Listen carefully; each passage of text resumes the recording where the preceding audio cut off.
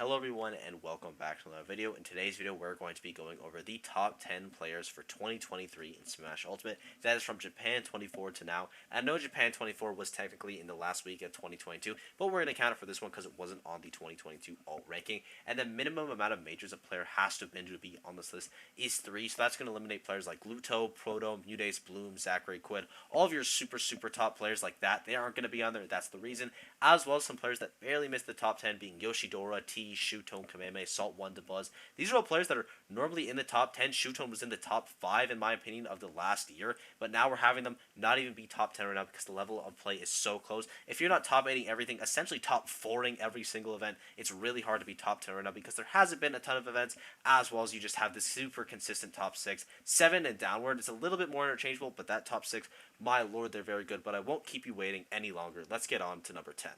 And at number 10, maybe a player that seems a little bit surprising, but it's going to be Ken, because he has yet to have a really bad tournament this year. Some of his weaker ones are going to be Japan 24 at Umebora, where he got 9th at most, and that's the weaker ones. Isn't that insane? Those are your weak ones, those are 9th places, and he has a 2nd at Kyojin Dojo, 5th place at Kagaribi 9, and a 2nd place at Maisuma Top 11. He's able to get wins on Aqua at Maisuma Top, which is huge, Shutone at Kyojin Dojo, Yoshidora at Umebora, Hiro at Japan 24, Yara at Umebora, and Gact at Kyojin Dojo, as well as a bunch of other players. Ken has been looking very good this season already, and also, I have to say, he's been playing a lot more Sonic, at least from what I've seen, and then all of a sudden, we're playing more Sonic, the super broken top tier, instead of Sephiroth, the normal mid-tier, high-tier broken top tier, and now we're getting these really good results from Ken, though the Sephiroth does definitely matter, don't get me wrong, like, it is still using in great effect, and I love the way that he secondaries the character. I just think him putting his focus on Sonic seems to be the correct thing, and from what I've seen, it looks like it's paying off dividends, because he starts himself in the top 10 for the start of the year. At number 9, we have Asimo with some pretty good performances at Maisuma Top 11 and Kagaribi 9, getting 4th and 2nd place there respectively. Then he has a 9th at Umebora and a 13th at Japan 24. Decent results throughout there, no really bad ones to look at, as well as his win list being incredibly strong because he has wins on Aqua, T, Shutone, Kameme, Yoshidora, Hiro, Zachary, Atorie, and Psariman. That is all recently. We have been seeing Asimo absolutely tear up brackets, and his losers run at Maisuma Top 11 got him so many top wins along the way, and also netted a lot of those players some really bad placements. Asimo has been looking like this unstoppable force, super consistent. The Ryu game has been on peak, and is again proving that Ryu just is a better character than Ken. I think Ken is still good, but Ryu, you're just able to do so much. The amount of pressure that we're able to see Asimo apply, as well as his slow game becoming really strong. I feel like in 2022 he was known for being super aggressive. He hits you once and he kills you. Now he's like that, but as well as having another layer of patience. He is so smart the way he's playing. I love how he's been doing, and I'm really excited to see him continue to grow. At number 8, you have Riddles with a 33rd at Genesis, a little bit rough. Then you have a 7th place at Let's Make Big Moves, which is pretty good, and 1st places at both Frosty Fausting and Collision. Along the way, he got wins on MKLeo, Buzz, Sonics, Syrup, Chag, Base Mage, Goblin, and 2 on both Apollo Kage and Skyjay.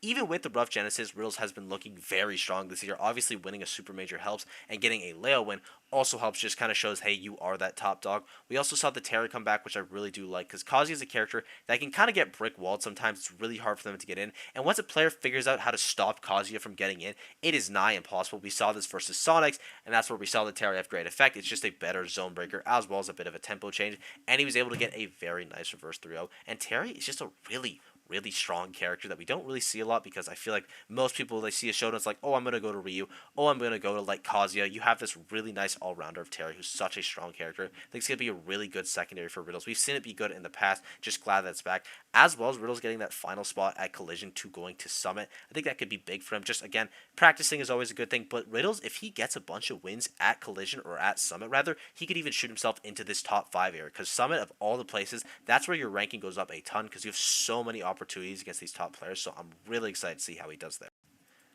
At number 7, we have Mia, who is probably the hardest player in the world right now to rank, at least for this small season, because he's a 2nd at Japan 24, very good. Then he's a 13th at Umebora, which isn't great. Then he's a 49th at Kagaribi, which is the worst placement that you'll see in this video, but then he bounces back by winning both Tsubageki and Maisuma Top 11, getting a bunch of really good wins along the way. He has an Aqua win, he has 2 Shutone wins, 2 Kameme wins, 3 Ken wins, has wins on Asimo, Yoshidora, bunch on Yara, Gax, Sigma. He has so many top player player wins, because even in the tournament that he goes out fairly early, Mia, he doesn't go down without a fight. So he'll lose like pretty early on, but then he'll go through like 3 super top players in the Japanese bracket before losing again. So at least in the tournaments that he's doing bad, he's still racking up these big wins, as well as him being a little bit lower seeded in the tournament. Like Meisuma specifically, he was a little bit lower seeding because of how bad he did at Kaguribi, and then he was just playing on fire and he blasted through everyone that was in his path, getting him a bunch of good wins. Same thing with Tsubageki. He was looking incredibly scary there.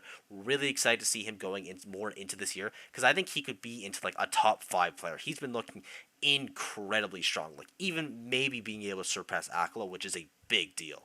Now here we are to the top 6, and I will say I think the top 6 players are set in stone. Not necessarily in the order that they're in. I just think if you have to name the top 6, it is going to be these same 6 players, and if you put someone else in there, you're probably just wrong because of how dominant these top 6 guys have been. The first one being Sonics, with a 3rd at Let's Make Big Moves, a 4th at Genesis, a 3rd at Level Up Expo, and a 5th at a Collision. This honestly might be a little low for him because he has wins on Leo, Spargo, Riddles, Kurama, Salt 1, Gluto 2, Zamba 2, Apollo Kage, Cosmos 2, Jazo, Quick, D-Dog, Kronos. Sonics has been so scary, and honestly, I'm surprised he hasn't won a major this year just because of how dominant he's playing. I feel like every single time Sonics goes to a tournament, there's one set that if he just won that one set, he absolutely would have won the entire tournament. I think it happened at Genesis. I think it happened at Level Up Expo. Sonics has been looking so scary. The only thing that's been really stomping him dominantly is Light. Light's been a pretty huge bracket demon in his path, so if he's able to get past Light, he will be looking incredibly strong. I think Sonics is going to win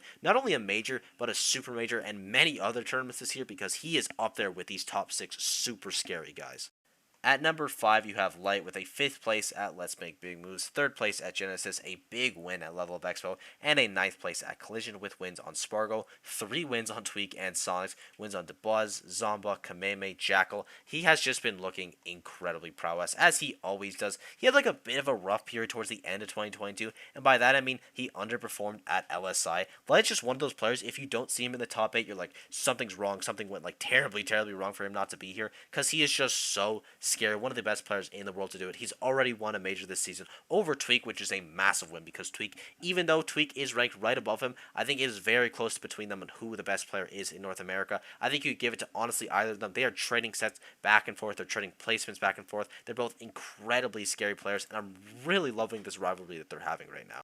Speaking of the rival, though, let's talk about Tweak at number 4 with a massive win at Let's Make Big Moves, 7th place at both Genesis and Collision, and a 2nd place at Level Up Expo. He has wins on Leo, 2 wins on Spargo and Light, wins on Riddles, Anathema, 2 on Cosmos, Mars, MVD, and MK Big Boss. Tweak is the best player in North America. Again, for now, it is very close between him and Light. They have been trading stocks, but this Tweak double co-main of Sephiroth and Diddy Kong, I've been liking it a lot, and every single tournament that he goes to, I like it more and more, because the Sephiroth has just been getting so much better. Like, the Sephiroth is looking actually crazy now, and Sephiroth isn't a character that I thought would be able to be brought to this level. I thought Sephiroth would always be held back by, yeah, he hits you hard, but he's just so slow in his movement, and it isn't worth him being so risky, because if you can't get wing, you can't really get too much done. But Tweak manages to do it, as well as still having like the cleanest movement I've ever seen with Diddy. The way he plays Diddy Kong, I wish I could mimic that. Of all the top players, that's what I want, is Tweak's movement with Diddy, because it is just so clean, and then his conversions are unreal. He has some of the best head-to-heads in the world right now, and he's looking really scary versus Leo, and I gotta say, if there's one player that you can look scary versus, Leo is a great choice.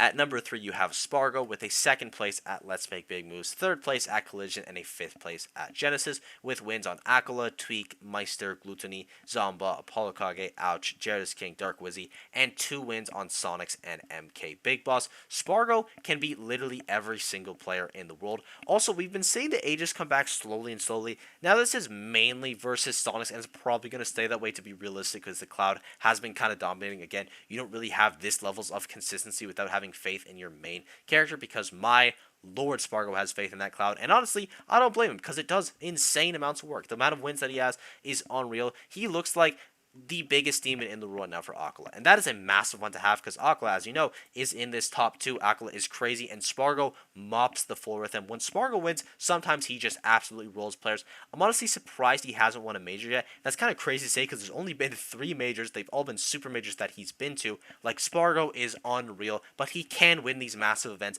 and he probably will win one of the next ones coming up. Like Summit, it definitely looks like a tournament that could be his, whatever he's going to after. Every single time Spargo's in the bracket, you know he wants that that trophy, and there's a good chance that he's probably going to get it. At number 2, you have MKLeo with a 4th place at Let's Make Big Moves, a 1st place at Genesis, massive win there, and a 9th at Collision, with 2 wins on Light, win on T, Sonics, Apollo Kage, Cosmos, Siski, 2 wins on Mudace, a win on D-Dog, and Goblin. Now, I still think that Leo is the best player in the world, but if you're only looking at results from 2023, I could even see him being argued for 3rd place. I think Aqua is definitely that number 1 because he has been looking very good, but we'll talk about that when we talk about Aqua. Leo is still that guy. He's still amazing. He looks like he's going to be dropping Aegis for now and then potentially picking up Meta Knight, I think was the character they said he was going to pick up, but we still have some very strong results from the Joker and the Byleth, mainly the Joker. That was kind of the main thing that won him Genesis, though the other characters did have effect. I think he used Rob versus Justice, he used Aegis versus Sonic. We still have a lot of his characters coming into play, and that's one of the strongest things about Leo, is that you have to deal with his super big pool, and even though Leo isn't ranked number 1, again, right now, this is for a very short time period, probably because he is that guy, the only way that I can really put this that it makes a ton of sense is when you were looking at a bracket, there are 2 types of people that can win it. It's like, okay, is MKLeo going to win it, or is someone else going to win it? And when you're looking at it from that perspective, you still realize, okay, Leo is still that guy. And at number 1, you have Aqua. Now, before you start arguing, just listen to this results list, because he won Japan 24, Umabora SP9, and Kagaribi 9, has a 7th place at Genesis, and a 3rd place at Meisuma Top, with 3 wins on T, a win on Shutone, wins on Salt 1, Mia, Big D, 3 wins on Asimo, 2 wins on Ken, win on Hikaru, Hiro, Sigma, Jazo, Kome, and 2 wins on Umeki.